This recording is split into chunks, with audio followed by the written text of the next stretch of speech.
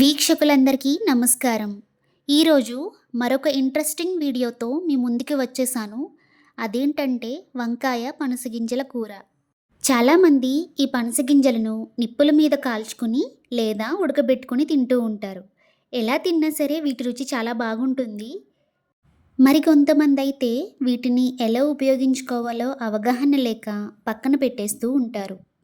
కానీ పనసగింజలలో ఫైబర్ ఎక్కువగా ఉండడం వలన మన జీర్ణ వ్యవస్థను ఆరోగ్యంగా ఉంచుతుంది.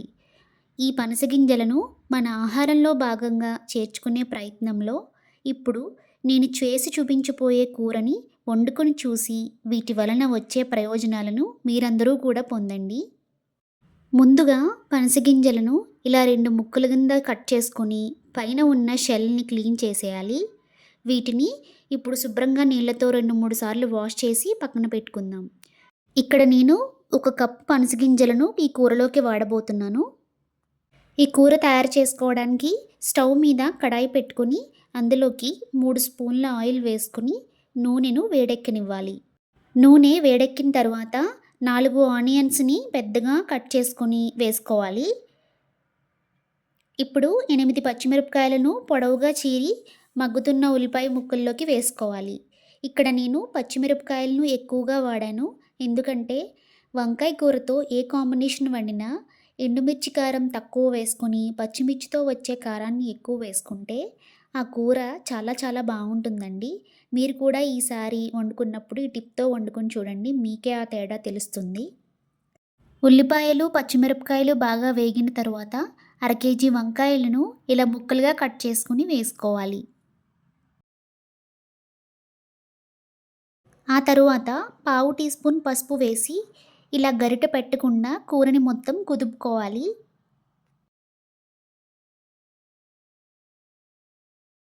ఒక 5 నిమిషాలు వంకాయ ముక్కలు మగ్గిన తర్వాత మనం శుభ్రం చేసి పక్కకు పెట్టుకున్న పనసగింజల ముక్కలను కూడా వేసి మరొకసారి కూరనంతా టాస్ చేసుకోవాలి. ఇప్పుడు కూరకి సరిపడా కల్లు ఉప్పును వేసుకొని మూత పెట్టి బాగా మగ్గించుకోవాలి.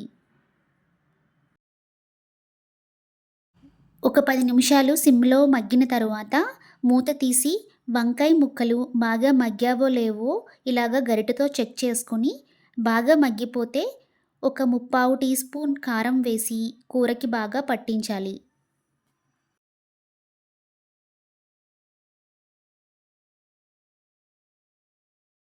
ఇప్పుడు మూత పెట్టి ఒక 2 మినిట్స్ మగ్గించి కూరని అడుగు అంటకుండా క్రింద నుండి పైకి బాగా కదిపి ముక్కలన్నీ మునిగే వరకు కూడా నీళ్లు పోసుకొని కూరని ఉడికించుకోవాలి. కూర ఉడుకుతూ ఉండగా మసాలా తయారు చేసుకుందాము. అందుకోసం 3 ఇంచుల అల్లం ముక్క, 7-8 వెల్లుల్లి రేఖలు, 1 టేబుల్ స్పూన్ ధనియాలు, 10 జీడిపప్పులు, 1 ఇంచ్ దాల్చిన చెక్క, 3 లవంగాలు, 1/2 టేబుల్ స్పూన్ జీలకర్ర, 1/2 టేబుల్ స్పూన్ గసగసాలు ఇవన్నీ ఒక మిక్సర్ జార్లోకి వేసి తగినన్ని నీళ్లు పోసి మెత్తని పేస్ట్ చేసుకోవాలి. ఇప్పుడు మనము తయారు చేసుకున్న మసాలా పేస్ట్ని 2 స్పూన్లు మాత్రమే వేసుకొని కూరని మొత్తం కలుపుకోవాలి.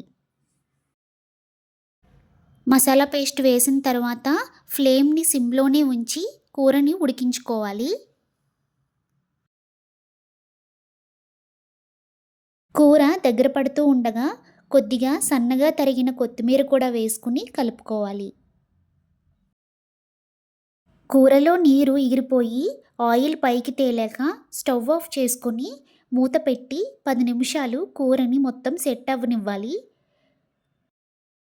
10 నిమిషాల తర్వాత ఈ కూరని సర్వ్ చేసుకోండి.